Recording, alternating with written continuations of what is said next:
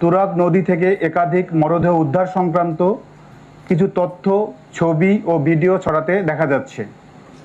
Dhaka metropolitan police অত্যন্ত গুরুত্বের সঙ্গে বিষয়টি খতিয়ে দেখেছে। জনমনে বিভ্রান্তি দূর করতে এবং সঠিক বস্তুনিষ্ঠ তথ্য তুলে ধরতেই আজকের এই প্রেস ব্রিফিং। ডিএমপির উত্তরা বিভাগের আওতাধীন তুরাগ থানা এলাকায় এ ধরনের কোনো ধারাবাহিক মৃতদেহ উদ্ধার, হত্যাকাণ্ড কিংবা এ সংক্রান্ত অন্য কোনো ঘটনার সংবাদ পাওয়া যায়নি।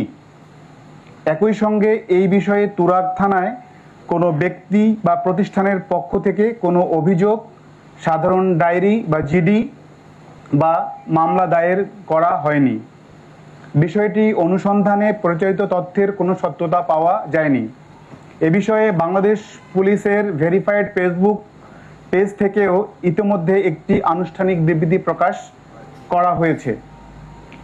এদিকে মিরপুর ক্রাইম ডিভিশনের আওতাধীন পল্লবী ও রূপনগর থানার ভৌগোলিক সীমানা পর্যালোচনা করে দেখা গেছে, সামাজিক যোগাযোগ মাধ্যমে প্রচারিত তথ্যের সঙ্গে উক্ত দুই থানার কোনো সংশ্লিষ্টতা নেই।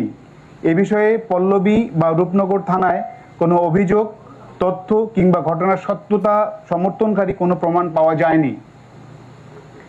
সামাজিক যোগাযোগ মাধ্যমে প্রচারিত যে কোনো তথ্য যাচাই বাছাই ছাড়া এই ধরনের তথ্য প্রচার, বিশ্বাস করা বা তা শেয়ার করা থেকে বিরত থাকা সমীচীন।